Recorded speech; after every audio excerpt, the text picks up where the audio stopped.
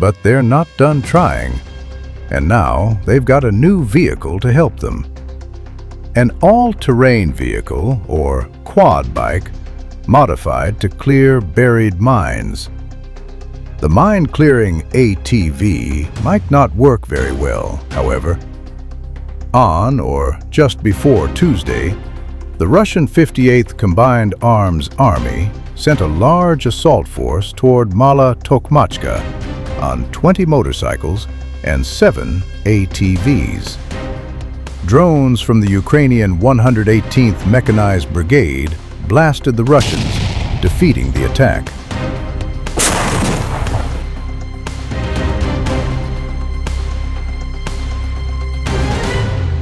Mines blast Russian assault groups from below. To clear a path, one Russian field army modified an all-terrain vehicle.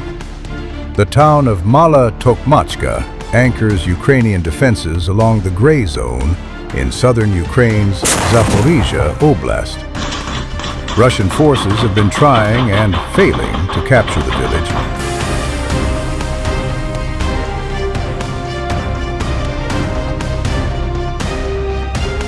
It's not a bad idea, in theory. Drones threaten Russian assault groups from above. Mines scattered by aerial drones, ground robots, and human engineers threaten them from below.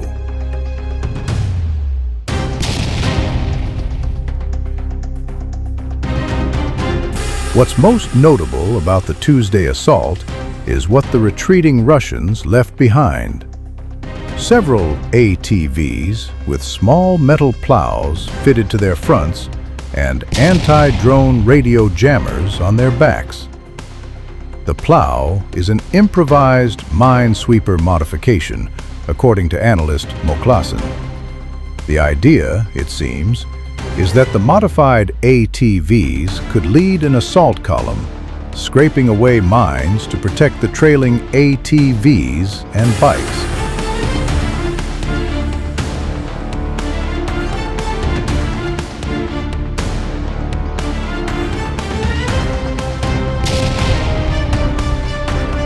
Functioning as breaching vehicles rather than traditional tanks, these modified vehicles clear paths for assault groups.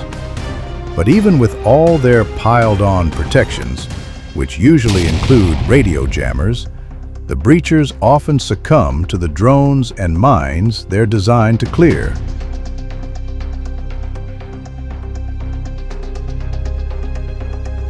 It's not for no reason that, even as it has parked most of its tanks and other heavy armored vehicles, the Russian army in Ukraine still deploys a few of these vehicles as drone-absorbing mine clearers. These extensively up-armored turtle, porcupine, and dandelion tanks wear metal shells and protruding metal bars to protect them from drones, as well as front-mounted plows or rollers to clear mines.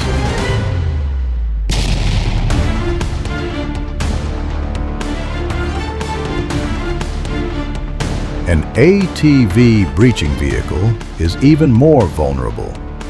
Where it's possible to heap tons of add-on armor onto a tank that might weigh 40 tons, it's all but impossible to add much protection to a 1-ton ATV. So a mine-clearing ATV is exposed to aerial attack, especially aerial attack by FPV drone.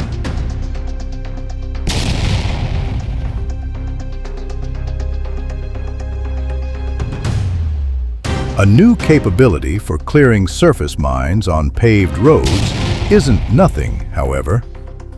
A Russian assault group would surely prefer having some ability to clear certain mines if the alternative is going on the attack with no ability to clear any mines.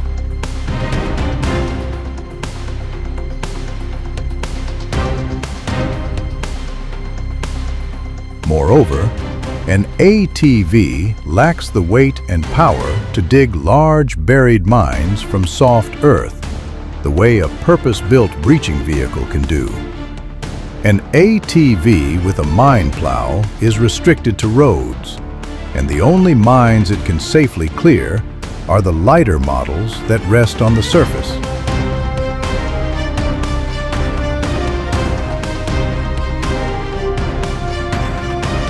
Two rivers, exposed bridge, open fields, and no villages nearby. Encirclement would be extremely difficult, so it's possible the only way into Mala Tokmachka for the Russians is to sneak in from the south, hoping the armed forces of Ukraine won't notice. They did notice on Tuesday and stopped the 58th CAA and its new ATV mine clearers cold.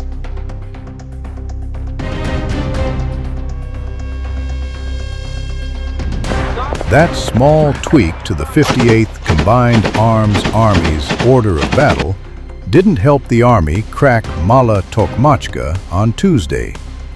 But that's understandable, given how unforgiving the surrounding terrain is for an attacker.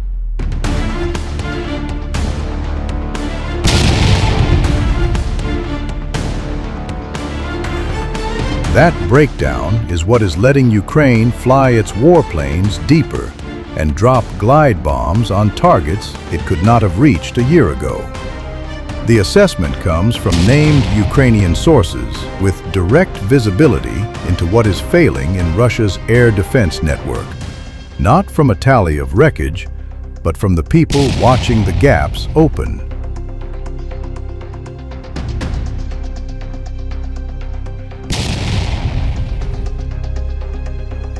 In some areas of the front, the Russians are losing the concept of layered air defense.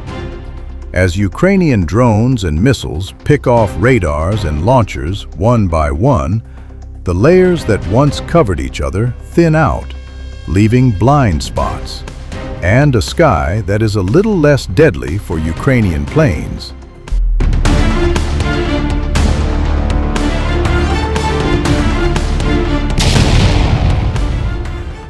The Ukrainian tactic of cutting off and starving out Russian positions before eliminating them is paying off with the continued capture of village after village. Now, the last Russian stronghold in this sector is about to fall, with hundreds of enemy soldiers being left to either die or surrender.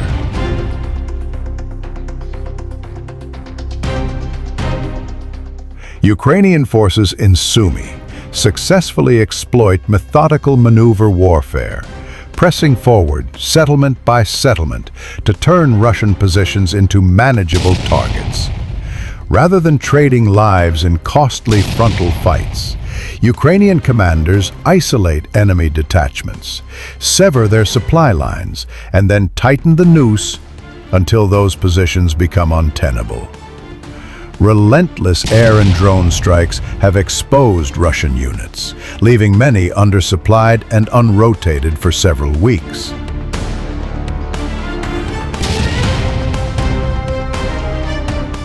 By bypassing strong points and collapsing salients piece by piece, Ukraine has been able to push north of Kondrativka and even probe back into Kursk while turning both sides of the border into a flexible battlefield. Another push north from Andriivka led to Oleksiivka being cut off on three sides, and the Russians there facing an increasingly dangerous situation.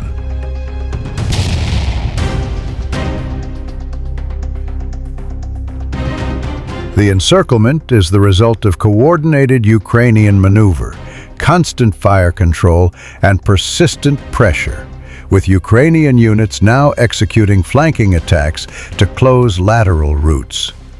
At the same time, Ukrainian drone units pummel Russian concentrations and roads in the area with hundreds of strikes.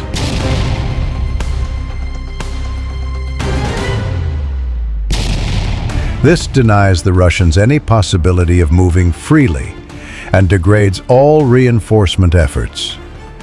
With only a single usable road into Oleksiivka, bringing supplies, evacuating casualties, or rotating troops has become effectively impossible. as anyone attempting the approach is detected and struck long before it reaches the outer edge of the settlement.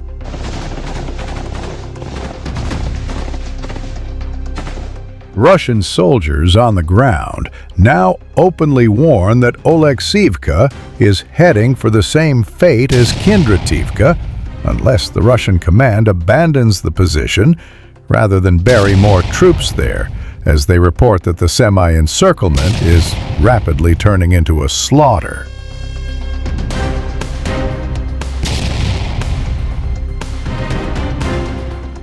Instead, Russian officers have reacted with frantic redeployments in a bid to break the encirclement, as the exhausted 382nd Separate Infantry Battalion of the 810th Russian Naval Brigade was pushed into action at Kindrativka.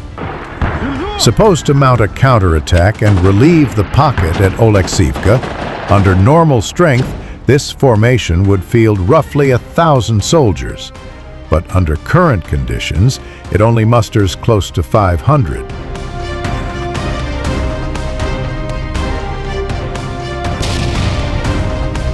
Notably, a large number of these are reportedly newly mobilized, poorly trained, and badly equipped soldiers, thrown in just to bring the battalion up to a higher combat readiness on paper. Russian sources confirm all combat-effective reserves have been redeployed to Pokrovsk, leaving only second-tier and under-strength units for the task of preventing a full-on collapse.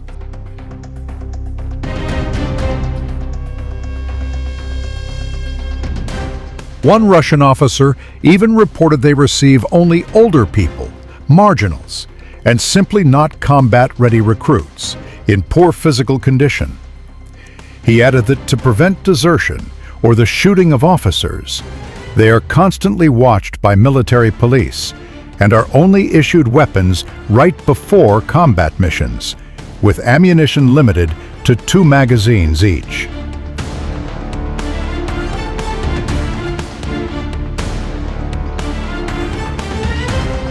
The attempted rushed countermeasure to attack Kindrativka to relieve pressure at Oleksiyevka was predictable and fated to fail.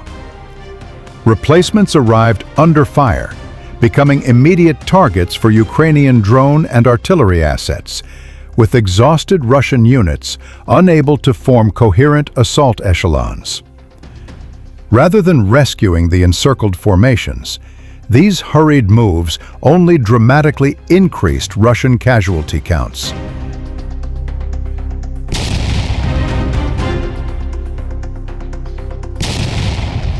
The attempt to plug gaps with understrength battalions highlights an operational dilemma, with Russia's concept of trading bodies for ground, running straight into Ukraine's deliberate tactics of isolation, starvation, and attrition.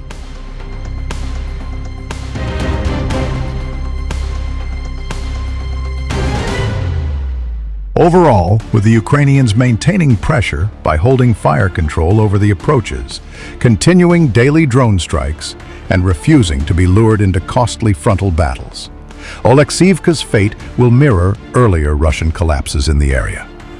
Ukraine's advantage is decisive, with its troops being on the offensive and able to choose when and where to fight.